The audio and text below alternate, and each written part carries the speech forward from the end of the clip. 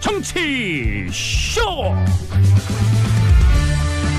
안녕하십니까. 시대의 양심 마성의 중독성 대체 불가 정봉주 정치쇼 정봉주입니다.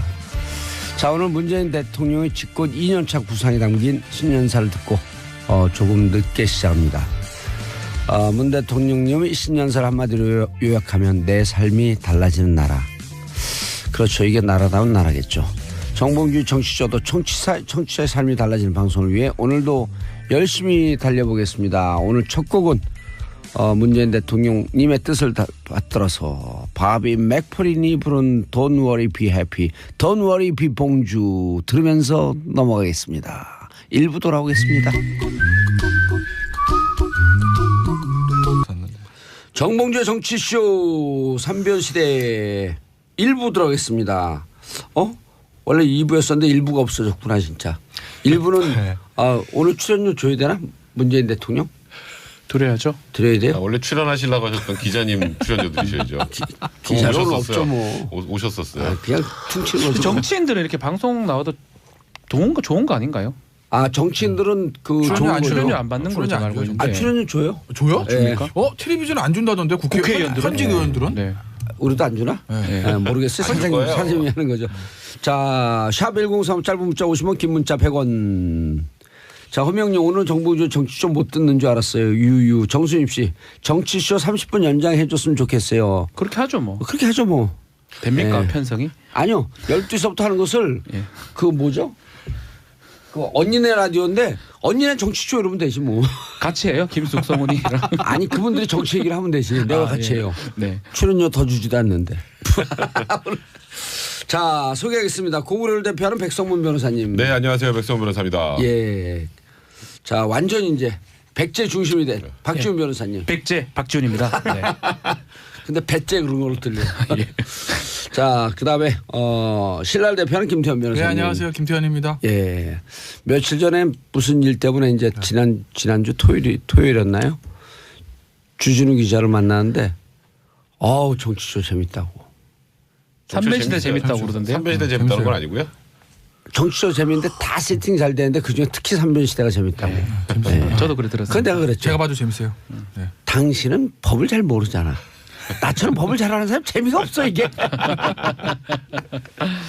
근데 그 주진우 기자가 칭찬에 인색해요. 세상에 글이라고 하는 것은 세종대왕이 자기가 기사 쓰기 위해서 글을 만든 사람이라 착각하는 사람이야. 칭찬에 인색한데 정치쇼 진짜 재밌고 재밌어요. 전체가 다 오거나이즈가 잘 돼 있다고. 네. 구성이.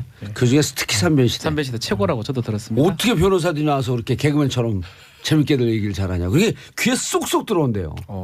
다행입니다. 감사합니다. 그래서 제가 그랬죠. 확실한 개그맨도 하나 있고. 그래서 제가 그랬죠. 넌 법을 잘 몰라서 그렇지만 난 재미 하나도 없다. 난 귀에서 퉁퉁 튕겨서 나간다 이게. 자, 오늘 박 대통령 발등에 불이 떨어졌어요 이제. 발등에 불이 떨어졌죠. 지금 예, 옆에 유영아. 티오케도 오늘 좀 힘들 것 같아요. 오늘 그래서. 아니라니까요. 저 티오피. 티오스업하기 오늘 말하기 되게 힘든 주제가 아닐까. 내가 티오피였으면 나한테 돌을 맡겼겠지. 사람들이 못 알아도 정확히 얘기해 줘야 돼요. 티오스업파. 아니 우리 3명 변호사 중에 제일 능력이 좋아요. 그래서 우리가 우리 중에 탑이라고 부르는 거야. 감사합니다. 그런 의미라면. 예, 그 탑은 뭐의 약자냐? Tears of 박근혜. 박근혜의 눈물. 이게 탑이에요, 탑. 참 사실 전 이번 그 유영아 변호사가 선임하는 과정을 보면서 예. 이렇게 느꼈어요. 이게 지금 박근혜 전 대통령이 18개 혐의로 재판받고 있죠. 예. 거기에도 뇌물 껴있죠. 예. 근데 그전에는 거기는 삼성 뇌물이죠. 근데 왜 움직이지도 않았을까? 사전변호를 다 사임하고. 근데 지금 갑자기 유영아가 왜 들어왔을까? 예. 이제 생각해 보시면 그것도 뇌물이니까 그것도 추징할 텐데 그럼 그 전부터 문제가 되는 거 아니야 이렇게 생각하시는 청취자분들 계실 거예요. 네. 근데 박근혜 전 대통령이 지금까지 계속 일관되게 주장한 논리가 하나 있죠. 난 돈 한 푼 받지 않았다. 예. 그리고 나는 통치행위였고 이건 정치적 탄압이다. 그래서 나는 재판에 응할 수 없다. 그래서 재판 안 오는 거잖아요. 왜냐하면 진짜 박 전 대통령이 주머니에 들어간 건 확인이 안 됐어요. 그 전까지. 예. 근데 갑자기 국정원 특수활동비 상납이 딱 터지면서 이제 어느 순간에 보니까 검찰이 평소에 하지도 않던 뇌물의 사용처까지 알려줬어요. 원래 뇌물은 받은 게 중요하지 그 뒤에 어떻게 썼는지 용처가 별로 중요하지 않죠. 관심이 없죠. 그거는 뭐 범죄 성립하고 전혀 상관이 없는데 예. 근데 사용처를 검찰이 언론에 알려줬죠. 뭐 주사 아줌마 돈 주고 기치료 아줌마 돈 주고 삼성동 자택 관리비 쓰고 에어컨 비용 관리인 쓰고 돈 주고 그다음에 뭐 또 자기 측근들 또 뭐 휴가비 주고 300만 원 팔고 우리 좀 줬으면 좋겠어. 완벽하게 개인적 용도로 사용을 했어요. 이걸 왜 밝혔냐면 예. 앞으로 통칭이라고 얘기하지 마. 박근혜 전 대통령이 도덕성을 무너뜨린 거죠. 도덕성 무너뜨리고 이쪽에서 그 특활비 사용한 거 우리 통치자금이었어라고 하는 통칭의 일환이었어라고 하는 그 논리 자체를 애시당초 깨버린 거예요. 검찰이. 앞으로 그 얘기하지 마. 이제 그러고 나서 1월 4일 날 기소를 했어요. 근데 박 전 대통령은 제가 보기엔 잘 모르고 있었는데 유영하 변호사가 지금 이제 언론에 터진 것처럼 1억짜리 수표 30장하고 현금 10억을 그게 이제 삼성동 팔고 내곡동으로 간 게 딱 차익이 40억 정도 돼요.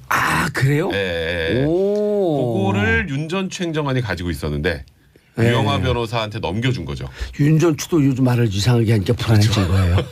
그래서 유영하 변호사가 40억을 들고 있었는데 이제 문제는 이번 건은 박근혜 전 대통령 호주머니로 들어간 돈이기 때문에 추징 대상이 됩니다. 그럼 추징하면 딱 떠오르는 게 내곡동 집, 예. 박근혜 대통령 예금. 근데 그거 갖고 좀 부족한 것 같은데 보니까 돈이 그 차익 다 어디 갔지? 근데 1억짜리 수표로 다 인출돼서 그게 유영하 변호사 간 거를 검찰이 확인한 거예요. 그러니까 이제 유영하 변호사가 깜짝 놀랐죠. 그래서 제가 보기에 접견을 하러 간 것 같아요. 맞아요. 접견을 하러 가서 박 전 대통령한테 이제 얘기를 했겠죠. 이거 이제 상황이 심상치 바로 않다. 추징보전 처벌하는데 이거 내가 들고 있는데 이거 어떻게 해야 되지? 가 된 거예요. 예. 그러니까 거기서 은근슬쩍 나온 게 변호사 나중에 선임하면 그거 비용으로 쓰려고 가지고 있었다라는 얘기가 현재 나오고 있는데 아직 유영하 변호사도 이걸 어떻게 해야 될지 모르는 상황이 아닌가. 예. 대한변협의 한 변호사가 그 징계해야 된다. 수임료 신고 안 했어요. 네, 신고 안 했기 이게 때문에. 사실은 이게 아마 저도 이래 추측가 처음에는 왜 갑자기 변호인 선임했을까라고 했을 때 뭐 사적 추구고 뭐 이런 거라고 저 처음에는 보도가 됐잖아요. 예. 이게 납득하기 좀 어렵거든요. 알고 보니까 돈인 거예요. 엄청 크죠 사실은.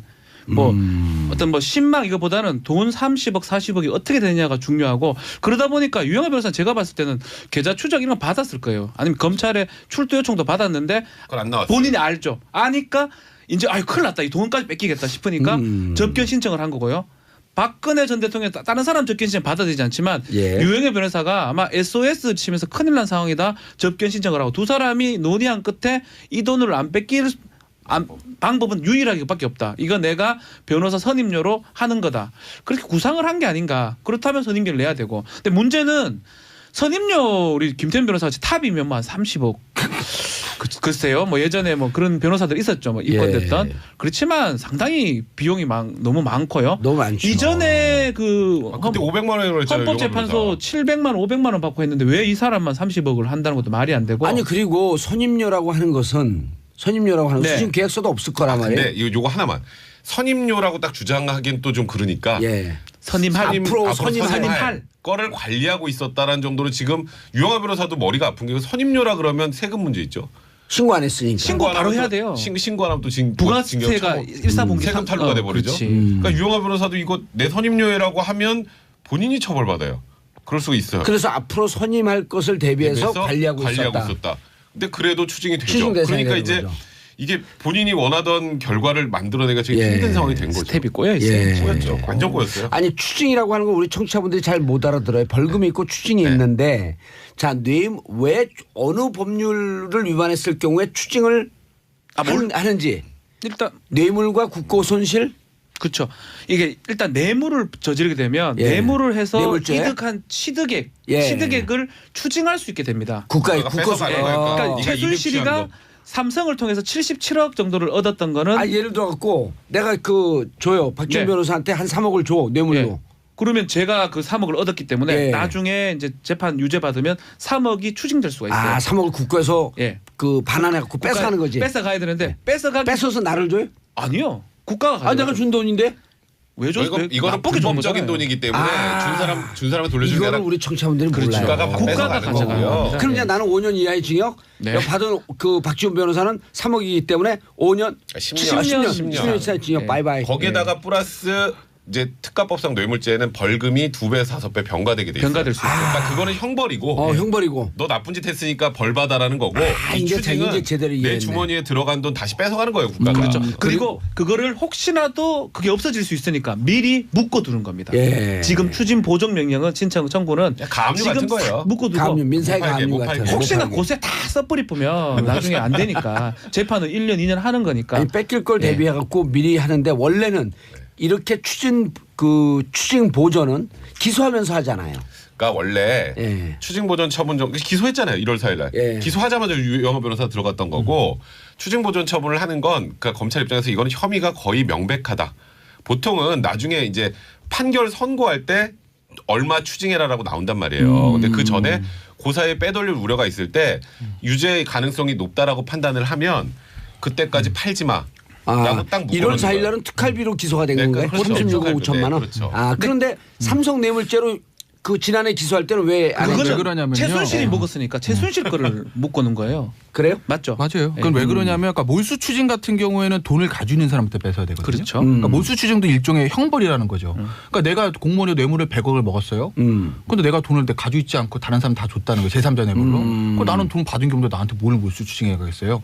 그러니까 이제 예전에 삼성 뇌물 같은 경우에는 박 전 대통령이 돈을 직접 받은 게 없기 때문에 제3자가 몰수 추징을 못하고 최순실 씨한테 한 거죠. 근데 이제 지금은 박 전 대통령이 스스로가 36억 정도를 36억 가졌다. 5천. 그러니까 1억 5천. 아니요. 1억 5천은 이원정 비서실장이 직접 받았다는 거니까 추징보전 대상이 안 되는 거지 그거는. 35억을 했어요. 그렇죠. 그러니까 박 전 대통령이 35억을 이제 가졌다고 보는 거기 때문에 그거에 대해서 추징. 몰수는 그 물건을 동일하게 가져가는 것이거든요. 그러니까 예를 들어 황금 돼지를 받았다. 그 황금 돼지 그대로 있잖아요. 그거 몰수하면 돼요. 근데 돈은 꼬리표가 붙지 않았으니까 이 돈이 그때 받은 그 돈인지 붙어 있지가 않잖아요. 현금에. 그러니까 이제 몰수가 안 되고 돈이랑 가액에 이제 추징을 하는 건데 박 전 대통령이 스스로 35억을 꿀꺽했다고 검찰에 보고 있는 거기 때문에 거기에 대해서 추징을 하기 위한 거고 추징 보존하기 위한 건데 이게 근데 뇌물 박근혜 대통령이 이게 기소하기 전에 박근혜 대통령 이제 측근이니까 35억 먹은 거 알았어요? 몰랐어요? 누가요? 김정은. 질문에 뭔가 함정이 있는 것 같아요. 네. 깜짝 놀랐다. 저는 측근이 아닙니다. 저는 아니에요. 제발 저를 좀 그럼 연관해 지금이라도 다른 영상 다시 돌려갖고 네. 박근혜 대통령 그때 구속될 때 왜 눈물을 흘렸어요? 저안 흘렸나? 그때 안경을 벗고 그래 진짜 우리 팩트는 그때 우리가 사진을 찍었어요. 아니 있어요. 다시 보기에 다 있어. 구속되는 날도 아니에요. 그날이 아마 무슨 얘기하냐 뭐 유영하 변호사가 뭐 변론하다 울었다 그 얘기하다가 그런 건데 그럼 같이 감독해서 온 거예요? 제가 측근이었다면 이 35억 중에 3,500만 원이라도 저한테 오지 않았을까요? 어쨌든 박 전 대통령은 몰랐을 거예요. 왜냐하면 이 박 전 대통령이란 사람 캐릭터를 보면 좀 감옥에서 아무것도 안 한다잖아요. 신문도 안 보고. 바람의 파이터. 책 보고 있어요. 바람의 파이터. 최배달 만화책 보고 뭐 아무것도 안 본다는 거잖아요. 대망 다 봤대요. 네, 이제. 그리고 이제 박 전 대통령 가장 큰 문제가 뭐냐면 본인이 한 행위에 대한 위법 의식 자체가 없어요. 제가 봤을 때는. 그러니까 이게 원래 딱 터지면 본인이 이게 빠른 사람이라면 이야 뭐 됐네. 큰일 났네. 어떡하지?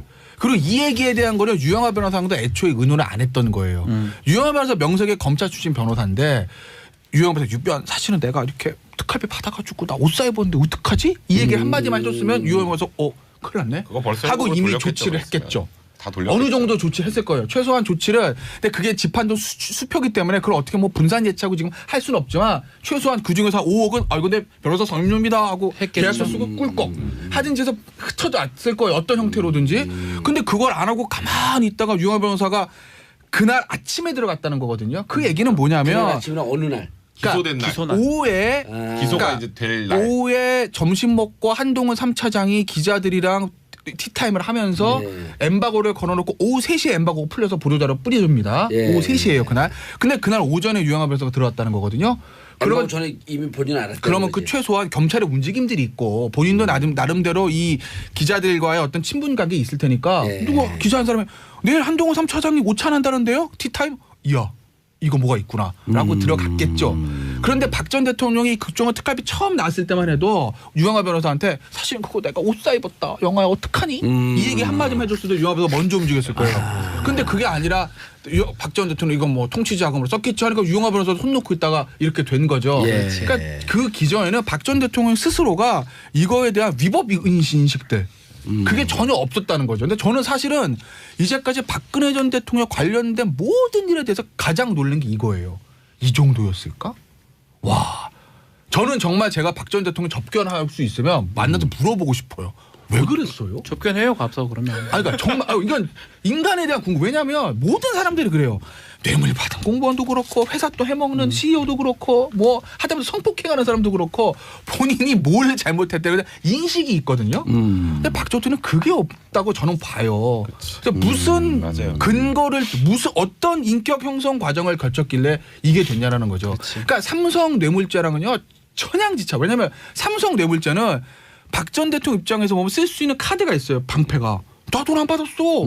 야 그리고 계좌 미래재단이야. 내가 그냥 진짜 문화형성하려고 기업한테 부탁한 건데 그게 뭐 잘못이냐? 그리고 그 삼성 뇌물죄는 기획자가 네. 최순실, 최순실이가? 차은택 그렇죠. 이쪽 팀이었기 때문에 자기는 시키는 대로 했었을 네. 가능성이 있고 죄의식이 없었을 수 있어요. 충분히 이해가 돼요 그 부분은. 네, 있을 수 있고 삼성 뇌물죄도 아니 뭐 그냥 승마 지원인데 이게 뭐가 잘못이야. 내 주머니에 돈 이건데. 익스큐즈가 다 되는 측면이 있어 거기는. 그렇죠. 근데 이건 무슨 생각으로 그랬을까?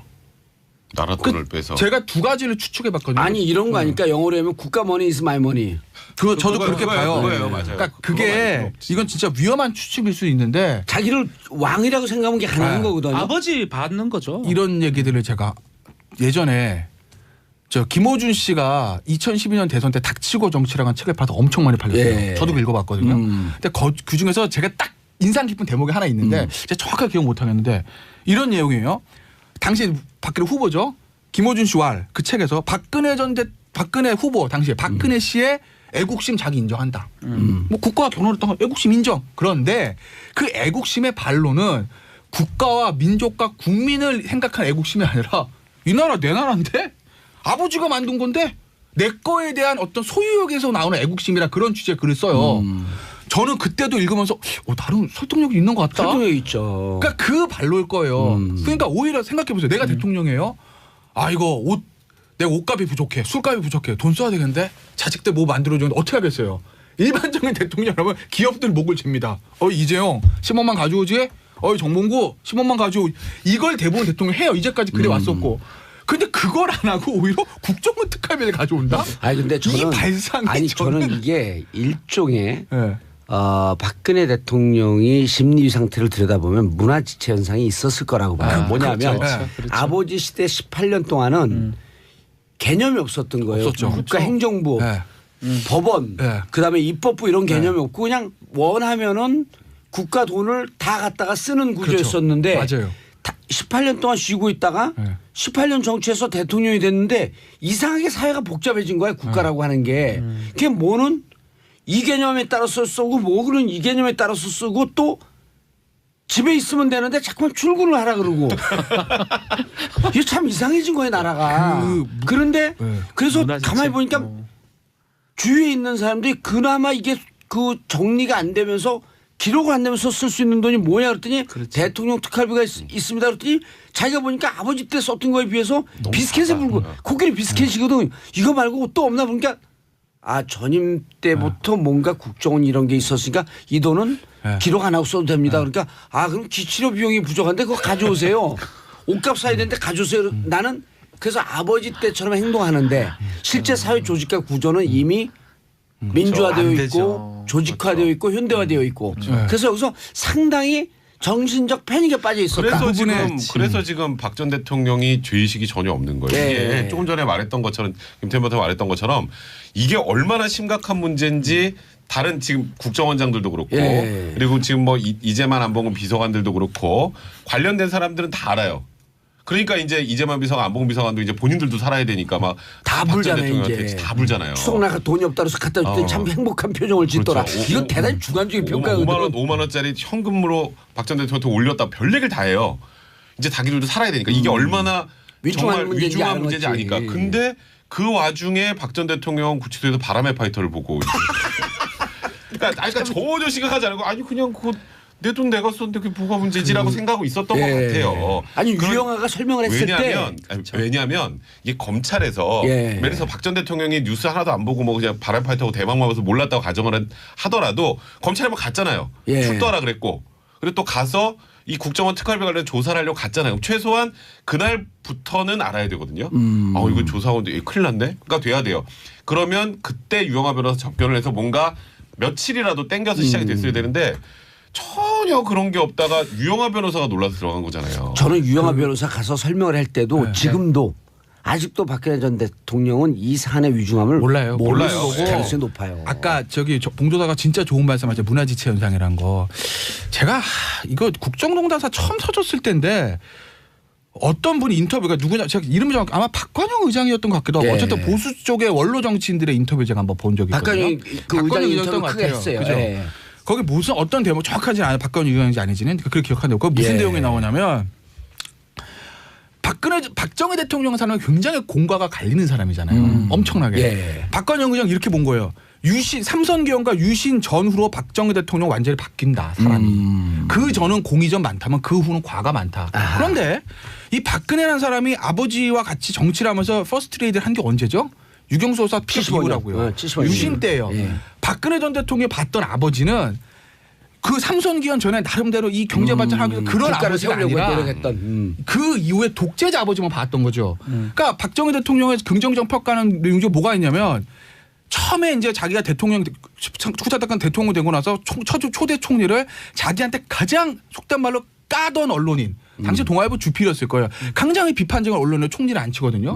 그런 모습은 안 보고 독재를 하다 아버지만 봐왔고 거기서 사고가 멈춰 있고 예. 그건 아버지라고 18년 또 혼자 집에 이러고 있다가 짜자잔 하고 달성의 국회의원들 나타난 거 아니에요? 예.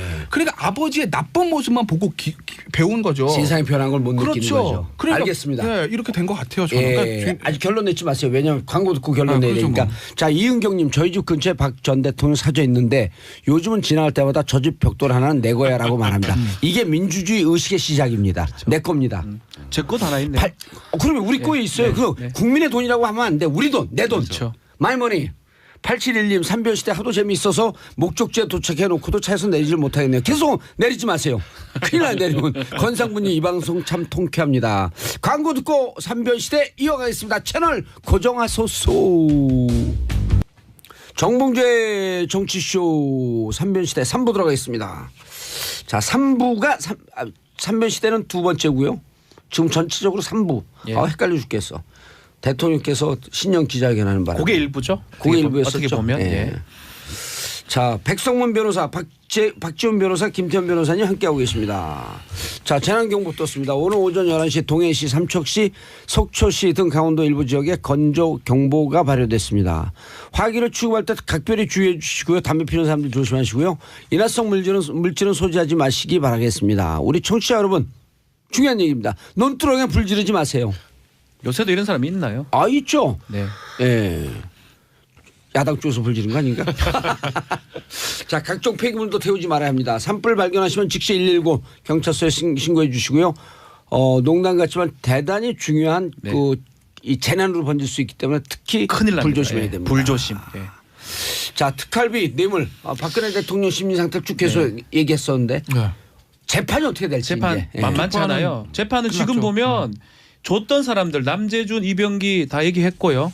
그리고 안봉근하고 이재만 또 전달했고요. 예. 박근혜 대통령은 재판 조사 안 받고 있고 재판은 추가 기소가 됐고 유죄가 거의 뭐 확실한 상황인데 문제가 제 양형 기준을 잘 보니까 5억 이상 받았을 때 예. 5억 이상 받았을 때 기본이 9에서 12년이에요. 5억 이상. 아, 선거 떨어지는 게. 예. 그 이상도 사실은 뇌물범죄 기준도 안 넣어. 근데 예. 36억이잖아요. 36억 5천인데 그래서 이제 가중이 되면 11년 아니면 무기거든요. 예. 저는 이 범죄가 이 국정농단 사건 앞에 지금 18개 혐의만큼에 해당하는 범죄가 아닌가 생각이 들고 예. 이게 이제 입증이 된다 그러면 어쩔 수 없이 무기가 지금 구형돼야 될 상황이 아닌가 그러니까 보입니다. 이게 지금 말씀하셨던 것처럼 증거 퍼즐이라는 게 있잖아요. 예. 증거 퍼즐이 거의 완벽하게 맞춰진 상태예요. 아. 지금 박지훈 변호사 얘기했던 그 진술 증거 외에 거기다가 박근혜 전 대통령 최순실의 최측근이라고 할 수 있는 이영선 행정관, 아하. 윤전추 행정관까지 깔끔하게 다 얘기했어요.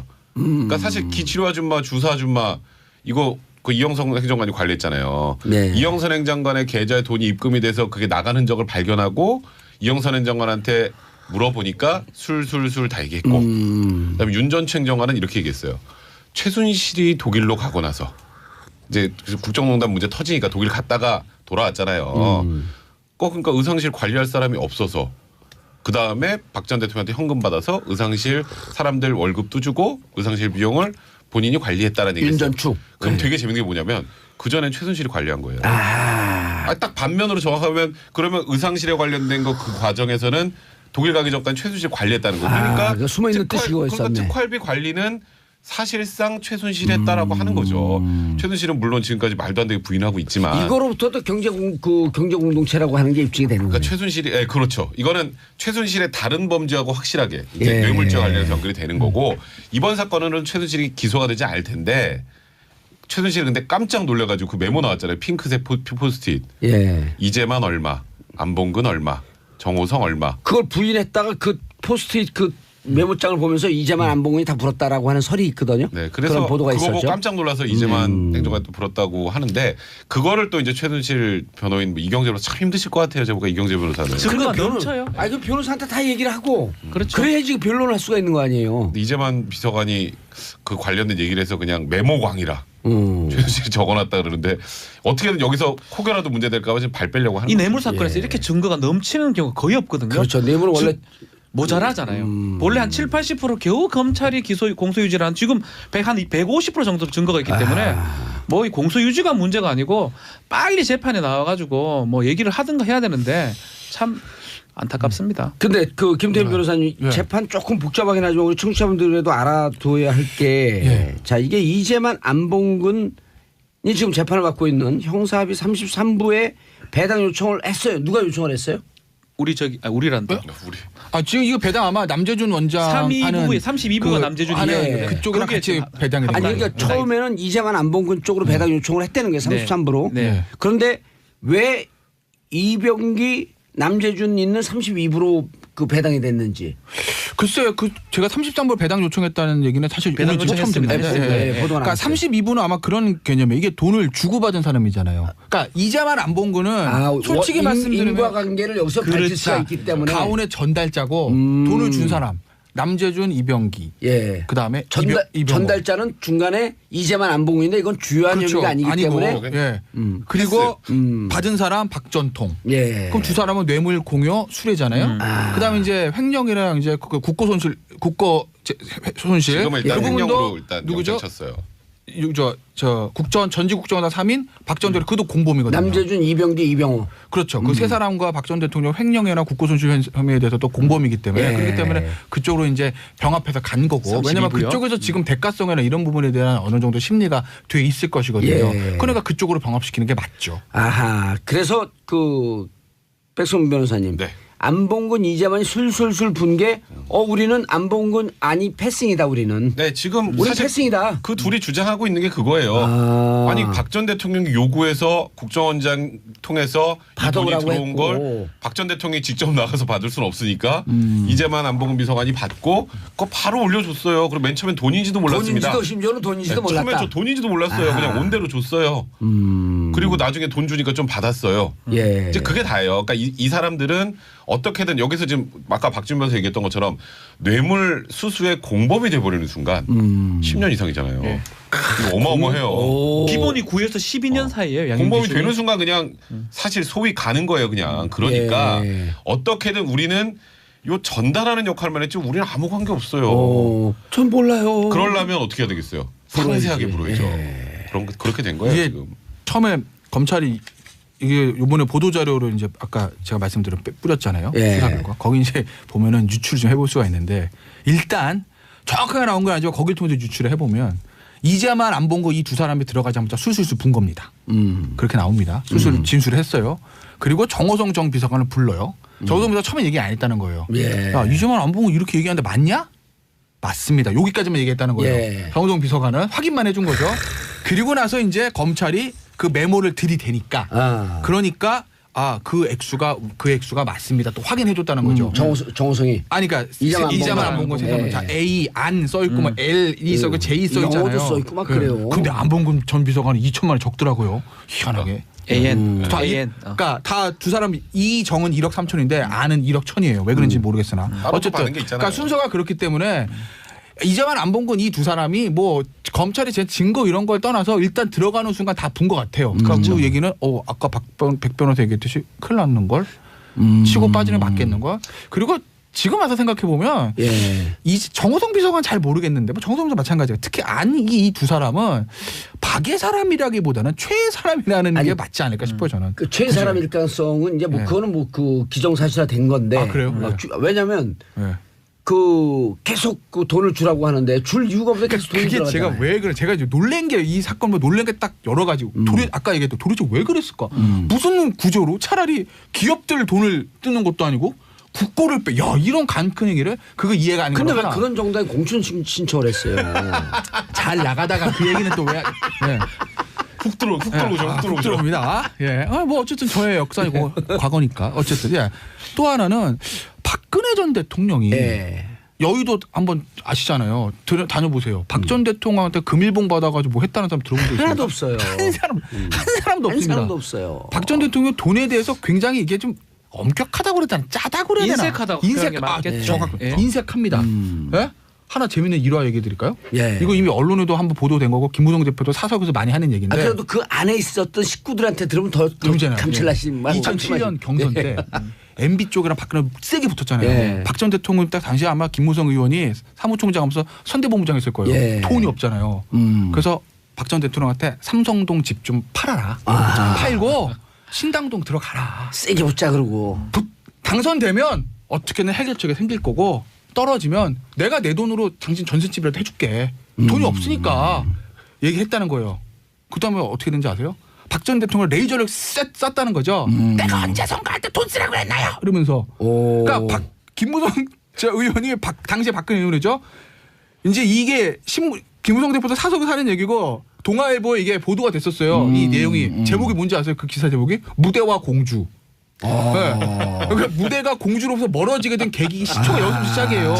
집회자라고. 그 정도로 박근혜 전 대통령 돈에 대해서 인색하고 뭔가 약간 결벽증 같은 게 있는 사람인데 그런데 3인방한테 돈이 팡팡 줬다는 거예요. 납득이 안 되는 거죠. 그건 왜 누가 그랬을까? 주라고 지시한 그러니까. 거지. 아마 그럴 저는 가능성이 있어 보여요. 최순실이 가가지고 뭐 언니 뭐 이렇게 해가지고 이렇게 하니까 쟤네들 뭐 이렇게 뭐 저쩌고 그래서 좀 주지 않았을까. 그러니까 특활비 한 20억 정도 용처가 지금 불분명한 게 있는데 저는 뭐 수사를 36억 중에. 예 아하. 수사를 해봐야 되겠지만 검찰에서 지금 전화 통화 내역하고 계좌로 들어갔던 거 다 확인했대요. 확인해서 하는 얼마든 거죠. 확인했는데 네. 20억은 아직 못 네. 확인했는데 이거는 뭐 좀 추측이기도 하고 조사해야 될 부분이지만 최순실이 관련성이 제일 크지 않을까 또 하나는요. 생각이 들어요. 옷값이 옷값. 그러니까 옷값 이상하잖아요. 그죠 이상. 이제 특활비 중에서 옷값에 일부를 특활비를 썼다는 건데 네. 옷값이 토탈. 우리는 지금 추정입니다. 추정. 한편의 소설을 쓰고 우리가 있는 뭘 게. 압니까? 우리 뭘 알아요? 그거 가봤습니까? 네. 아니 단정적으로 얘기하면요. 아이, 자, 우리 시민의 몰라요. 제 하기 위해서. 후배죠, 제 후배. 우리 몰라요. 예. 간정적으로 얘기하면 후배가 될 수도 있으니까 추정입니다. 어디까지나. 아 이게 소설을 쓰는 네. 거죠. 다 소설같이 방생하잖아요. 그러니까 아까 얘기했던 최순실 씨가 3인방한테 돈을 주라고 하지 않았을까? 그러니까. 이것도 스카입니다. 그럼요. 추정. 예. 이럴 때 김경진 불러야 되는데 욕 스카 요정. 아니, 옷값이 제 돈으로 6억 8천이에요. 이상해 그게. 이상합니다. 왜 이상하냐면요. 만약에 박 전 대통령이 박 전 대통령 옷을 뭐 입습니까? 샤넬을 입습니다. 이러면 이해가 그럼 돼. 6억 8천이 되죠. 디오를 입습니다. 이러면 이제 이해가 돼. 근데 우리 그 옷가게 그 옷 만드는 의상실 화면 보셨잖아요. 영화 이거 쭉 닦아주던. 촌스럽습니다. 예. 의상실 자체가 화면 보면. 그리고 얼마 전에 신문에서 어떤 보도가 있었냐면 박 전 대통령 옷 어떻게 만드냐. 검찰 관계자 뭐라 얘기했냐면 그 의상실 사람들 백화점 가서 옷을 하나 산대요. 좋은 옷을. 네. 네. 어. 그거를 디자인을 카피를 합니다. 아하. 그 옷에 가서 환불해버려요. 환불해요. 어. 그러면요. 옷값이요. 여기 뭐 패션 관계자들도 들으시겠지만 제일 많이 들어가는 게 옷에 정통하잖아요. 백 변호사. 디자인비. 네. 네, 디자인비라고요. 일단 카피했으니까 안 들어. 디자인비 안 들어요. 영원. 예. 그다음에 뭐 얼마나 좋은 원단 전사죠. 뻔하죠, 원단 그거. 뻔하죠. 뻔하지. 그러면 원가가 얼마인데 6억 8천. 원단도 이태리에서 오는 패브릭이 아니라 그거 비슷한 짭 그러니까요. 부지기 수거든. 부지기 수고잖아요. 한 4년 동안 네. 6억 8천이잖아요. 예. 그러니까 1년에 옷값이 1억이 넘는 거예요. 1억 5천. 박 전 대통령 옷 1억 5천 한 달에 1,200만 원. 많이 돌려 입었거든요. 그러니까 그 옷도 아니 이형 이래 된 거 좀 비싼 거 사 입지 그걸. 근데 또 짝퉁으로 그 최순실한테 참. 순실아 나 이번에 옷 입어야 되는데 그럼 예. 언니 기다려. 그리고 해서 갖다 준 거죠. 좋은 거야. 명품이야. 이렇게 갖다 준 겁니다. 실제로 그리고 10만 원 하겠다. 얼마인데? 원가 한 100만 원인데. 2,500만 원. 그렇죠. 그럼 뭐 어떡하지? 제마나 돈 좀 갖다 참 주려고 말이 이제 됩니까? 윤 전 총장이나 이영자가 들고 가는 거죠. 이렇게 봉투에 넣어가지고. 그러니까 그 옷도 제가 봤을 때는 최순실 거기 씨의 뭐가 좀 많이 비어요 지금. 수익 사업이 가는 그렇죠. 6억 5천 중에 모르긴 몰라도 5억 정도는 슈킹이 이상하다. 슈킹이 되지 않았을까라고 이제 그저 소설 그 중에 방송 용어가 슈킹 방송용어가 아닙니까? 아닐까? 아니, 왜요? 예.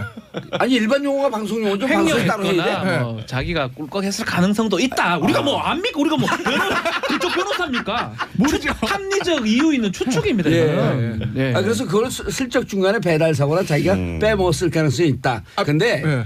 참 이상 이 양반들 잠깐만 답답해. 폭리. 예, 이 양반들 답답한 게 요즘 세계적인 그 명품 나오자마자 같은 날 나오는 카피 세계적인 그 아주 싼 옷 제품들 있잖아요. 제트모 어? 이런데 똑같은 게 있는데 그걸 갖다가 태그만 다시 붙이면 돼요. 여기다가 샤넬이라고 붙이면 더 좋은 방법을 알려주시네요. 더 좋은 방법이 상표법 위반. 그럼 죄가 하나 추가돼요. 그럼 상표법 위반. 아니 그러면 얼마나 좋은 옷이야. 그럼 어쨌든 한 5억인 것 같아. 아 엄청나죠. 많이 벼요 지금 뭐가. 알겠습니다. 자 다음 아이템 넘어가기 전에 중요한 소식 전하겠습니다. 어제부터 청취율 조사가 시작됐습니다. 전화 오면 당하지 마시고 이렇게 답변하시면 됩니다. 뜨르르르. 자, 박문 씨. 어제 라디오 들으셨나요, 고객님? 네. 네. 대답하세요, 백수검. 네 어제 라디오 들었어요. 혹시 30분 이상 들은 라디오 프로그램 있나요? 네 정봉주의 정치쇼요. 정말인가요? 정말이죠? 진행자가 정말이에요. 혹시 누군가요? 봉도사라고 하면 안 되고 정봉주 이렇게 얘기해야 돼요. 혹시 방송국이? SBS. 아유 잘하셨습니다. 땡. 그럼 잘했다고 칭찬해줘야죠. 잘하셨어요, 백성문 어린이. 예. 백성 어린이가 아니라. 죄송합니다. 예. 수염남. 예, 고객님. 예, 아니 그럴 때 또 저기 그 성대모사 한번 해줘야지. 네? 성대모사 그 누구죠? 야구 선수 누구예요? 안녕하십니까 이승엽입니다. 잘하셨습니다. 자 정호영 특검이 계속 기자회견을 해요. 네. 그러니까 일단 그 당시에 다스 철저하게 수사를 했고 비자금 없었다라는 뭐 그런 입장인데요. 예. 그러니까 이제 어쨌건 그 당시에 직원이 횡령 120억 정도 횡령했다는 것은 확인이 된 거죠. 예. 근데 이제 이게 다스가 누구 건지는 정확하게 그 당시에 확인이 안 됐다라는 건데 근데 이해가 안 되는 것들은 그 기소도 본인이 안 하고요. 예. 안 했죠. 120억 횡령이면 그 한두 푼도 아니고. 확인했으면 기소를 하든지 아니면 관할 검찰청에 인계를 해서 거기서 수사해서 기소를 하게 하든지 예. 해야 되는데 그런 걸 하지 않았음에도 불구하고 일단 정호영 특검은 어쨌건 특수직무유기는 공소시효가 남았잖아요. 아, 그건 몇 년이에요? 그건 2월 21일까지예요. 아, 그렇죠. 10년이니까. 네네 2월 21일까지예요. 그러니까 정호영 특검이 지금 분위기가 거의 본인을 이제 좀 옥죄어오는 느낌이 들다 보니 일단 언론을 통해서든 어떤 방식이든 그 당시에 내가 수사를 잘못한 게 아니다라는 얘기를 계속 하고 있는 게 아닌가 약간 심리적으로 쫓기는 게 아닌가 개인적으로 좀 그런 생각이 드네요. 특수직무유기. 네. 그런데 누가 봐도 변호사들 법조인들이 봐도 120억 횡령을 발견했으면 그러니까요. 그리고 또 최근에 나온 얘기는 이제 아직까지 그 보도로만 나오지만 그렇죠. 추가로 더 있었다. 그러니까 그 부분은 이제 지금 보도로 나와서 저도 사실 확인을 정확하게 할 수는 없지만 만약에 그 당시에 추가로 비자금이 나왔다는 걸 알고 만약에 덮었다. 그거는 이제 빼도 박도 못해요. 특검법 위반이세요? 그거는 빼도 박도 못하고 근데 그 당시에 몰랐던 게 지금 나왔다면 그 부분은 이제 정호영 특검이 빠져나갈 수도 있지만 그 당시에 뭐 예를 들어서 뭐 수사 자료 중에 추가로 비자금이 은닉돼 있는 정황이 나왔다라거나 뭐 이런 게 있는데 덮었다면 그러면 이제 그거는 이제 사퇴하기 이제 그럴 심각해진 거죠. 가능성 하나. 네. 그 2007년 대통령 당선이 되고 나서 그 이후에 다스에서 비자금이 돌았다라고 하는 보도도 그런 그렇죠. 추정도 일부 있거든요. 그런 건 지금 공소시효가 다 살아있는 그거 거예요. 다 살아있죠. 그러니까 그게 2008년 이후에 어쨌건 무언가 다스에서 비자금이 나왔고 그게 지금 뭐 다스의 실소유주라고 자꾸 의혹을 받고 있는 이명박 전 대통령의 실제 다스의 실소유주라면 그러면 이제 이명박 전 대통령도 그렇죠. 피해갈 수 없는 상황이 되는 거죠. 그 시점이 2007년 12월이거든요. 예. 그 형사소송법 공소시효 규정이 바뀐 날이 12월 21일이죠. 그거 이후에 만약에 범죄를 했던 게 확인이 된다 그러면 공소시효하고 상관없이 재판이 뭐 아니면 기소가 지금 가능한 상황이고 5년이 더 남아 있으니까. 그렇죠. 근데 그 이전이라면 조금 쉽진 않아요. 그래서 이제 검찰이나 이제 이 고발한 입장에서는 상당히 그게 공소시효 아니라고 좀 얘기를 하고 있는데 예. 검찰에서 그 부분을 좀 확인해봐야 되지 또 하나 않을까 추정. 생각이 그렇게 듭니다. 갖고 비자금 조성된 게 해외로 나갔다? 이게 그런 얘기도 지금 솔솔 나오기 시작하던데. 이게 가장 큰 죄가 될 가능성이 있어요. 국외조신 재산 도피죄죠. 사실이라면. 국외 재산 예. 도피는 공소시효가 긴가요? 깁니다. 형량 자체가 세요. 형량 자체가 15년 세요. 그러니까 공소시효도 긴 거네. 예. 참고로 말씀드리면 이재용 부회장 재판하잖아요. 예. 이재용 부회장 측에서 제일 걱정하고 있는 죄명이 뭔지 아세요? 국외재산 국외재산 도피죄. 도피죄. 뇌물 횡령 이런 거 아니에요. 그게 일차 형량은 기소- 너무 세니까. 1차 영장 청구 때는 구속영장 청구 때는 없었어요. 네, 그렇죠. 근데 2차 때 그렇죠. 국외재산 도피가 네. 들어갔지. 그렇죠. 그 정도로 세니까 예. 저 앞서 말씀하신 대로 뭐 공소시효 문제 때문에 횡령은 공소시효 문제 때는 120억 원 종결될 가능성도 있어요. 예. 뭐 그 부분에 대한 뭐 판단의 여지는 있겠으나 그런데 이제 만약에 그거 외에 다스 120억 끝이 아니라 뭔가 더 돈이 나왔다. 있다. 아니 120억 중에서도 해외는 나간 게 혹시 있으면 나갔다. 그럼 얘가 그럼 달라져요. 살아있죠. 예. 그러면 공소시효 공소시효뿐만 아니라 그 문제, 정치적 제기. 예. 제가 지난주 말씀드렸던 정치 보복입니다. 이 카드를 못 쓰거든요. 이 박근혜 네, 때랑 박수 똑같아요. 똑같아요. 돈 문제가 얽히면, 그러니까 우리 국민들이 제일 민감한 게 돈 문제예요. 그러니까 전 대통령, 그러니까 보수 대통령이든 진보 대통령이든 대통령직을 수행하는 와중에서 약간의 탈법적인 행위들. 그거는 어느 정도 그래. 뭐 국가 운영하다 보면 그럴 수도 있겠지라고 어느 정도 변명도 되고 예. 이해해줄 여지도 있으나 뭐 잘했다는 게 아니라 돈이 관련되면 그것도 개인의 착복과 관련되면 그거는 우리나라 국민들이 보수 진보 떠나도 용서가 없거든요. 그 부분에 대한 건. 아니 제가 제기가 안 되는 거예요. 지난해 29일 날 그 탄핵된 정모 씨 그 복권 문제도 아, 그 훌륭하신 분이요? 아니, 설명 중에 하나가 왜 아, 단독입니까? 그 부분이에요. 돈이 돈이 10원도 관계가 없잖아요. 그 예. 사람은. 그러니까 네. 1원이지 왜 10원이야? 나 1원도 관계 없는데. 그렇죠. 그 이제 네. 그때도 보면 또 L모 씨, H모 씨 지금 예. 대통령과 가까운 사람들도 있고 또 균형을 맞추기 위해서 정치 야당의 자금법은 어렵다는 예, 거예요. 야당의 정치인들도 넣을 수 있잖아요. 예. 근데 이제 다른 사람들은 돈에 관련된 건데 그 정모 씨, 그 누군지 모르겠으나 그 정모 씨는 돈에 관련된 게 아니니까. 훌륭한 사람 정모 같은 씨 이름 실명 바뀌어 정청래? 정청래 아닌가? 아 그래서 이게 이제 앞으로 근데 법원 주위에서 다스로 결국은 포토라인에 쓸 것이다라고 하는 얘기가 계속 퍼지고 있잖아요. 그러니까 그 얘기의 소문의 진원지를 정확하게 알 수는 없지만 알 수는 없지만 사실- 그분들도 아마 소설가일 가능성이 없죠. 그러니까 기존에 뭐 무슨 저 뭐라 그러죠 김관진 전 장관 뭐 다 관련돼 패놨는데? 있었던 그런 문제들 뭐 댓글 문제 이런 걸로는 사실 입국이 이명박 전 대통령을 포토라인에 세우기는 어렵고. 좀 어려웠어요. 그거는 그리고 그 또 현실적으로 또 거기다가 구속조치 다 풀려났으니까 거기서 라인이 끊겼잖아요. 더 위로 어쨌든 올라가지 정치 못하고. 보복이다라고 하게 되면 그렇게 그걸 볼 수 어떻게든 있는 빠져나갈 수 있는 논란이- 것도 있어요. 그래 아유 대통령이 그걸 지시해서 그 1%밖에 댓글 안 달았겠어 그럼 더 많이 달았겠지. 뭐든 변명할 거리가 있는데 이 다스에서 돈이 이명박 전 대통령에 들어갔다면 이거는 조금 전에 김태현 변호사 말씀하셨던 것처럼 정치 보복이라는 단어를 쓸 수조차 없어요. 그러니까 박근혜 전 프레임을- 대통령도 지금 유영하 변호사의 그 40억을 지키기 위해서라는 측면도 있지만 이 국정원 특활비도 개인이 돈을 먹었으면 그동안에 박 전 대통령이 줄기차게 주장했던 정치 탄압이라는 거하고는 완전히 물 건너버리기 때문에 이건 어떻게든 대응해야 되니까 지금 또 유영하 변호사 이 검찰 입장에서는 이게 이런 표현이 조금 부적절할 수 있는데 전화위복이 된 것 같아요.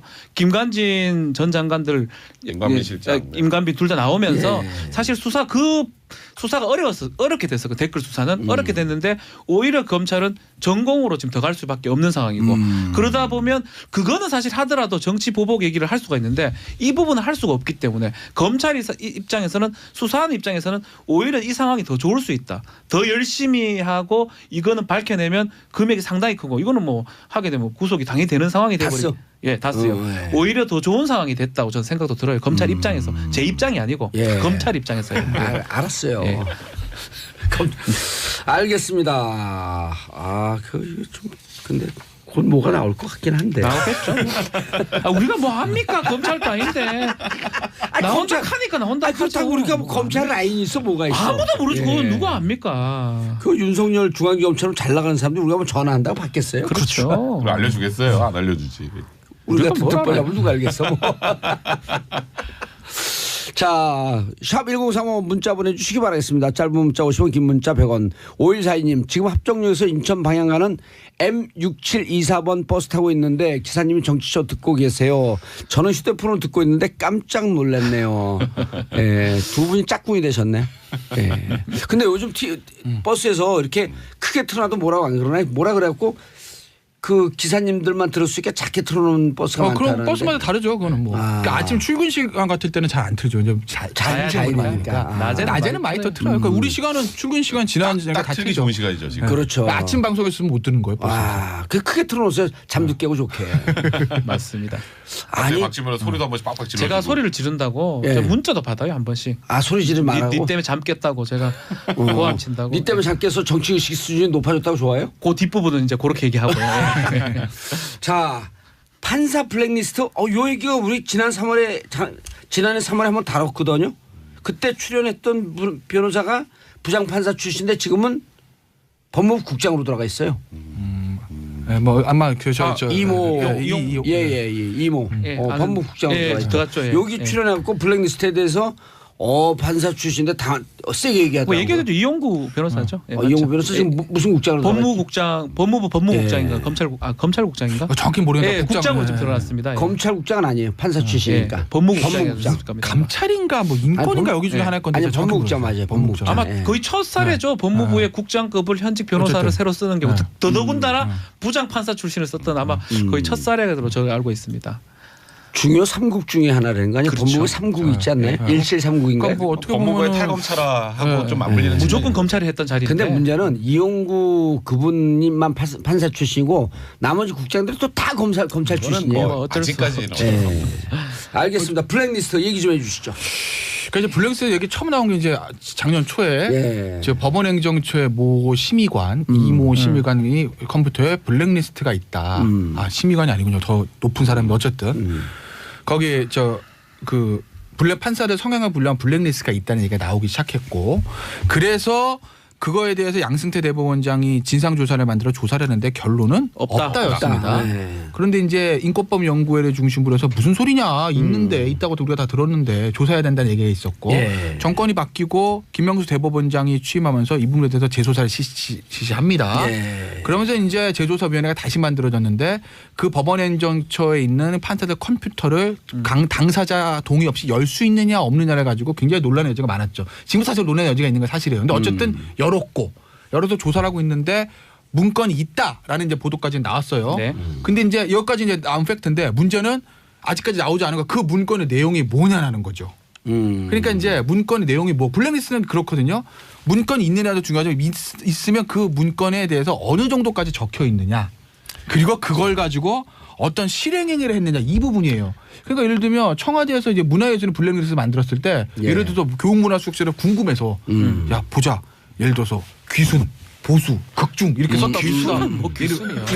오청성 병사입니까 제가? 본인이 그렇게 얘기했잖아요. 예. 박근혜 대통령 도와줘야 되는 거 뭔 아닙니까? 소리 이거 과거에. 아니, 그래서 도와줘야지 어쨌든. 내가 자료화면 들어봤더니 그렇게 얘기하시긴 하셨더라고요. 아니에요. 그럼 다른 사람 목소리? 예. 어쨌든 뭐 갑자기 그런 얘기 하시네. 어쨌든 이렇게 이제 저희도 이제 성향들이 있잖아요. 성향은 불로한 문건만 가지고 있느냐 예. 그걸 가지고 야 수원이 인사에 불이익 깎고 줬느냐. 예. 방송 빼 이거에는 예. 이 문제거든요. 예. 그러니까 판사 블랙리스트가 그런 거죠. 예. 인사에 끝나요? 불이익이 있었나? 예. 아니, 저희가 실제로 행위를 했냐는. 이제 이거는 지금 나온 거기 때문에 그러니까 할 얘기가 그렇죠. 문제가 많으니까. 앞으로가 이제 문제입니다. 예. 다음 주에 할수 알겠습니다. 판사끼리도 싸우고 있어요 지금 이거. 9067님 삼변시대 만세 정치쇼 만세 전화에 53살인데 이제 세상사 정치사에 눈을 뜨게 됐어요. 감사합니다. 세 분 인사하시고요. 네, 고맙습니다. 예, 저는 광고 듣고 4부 알쓸경제로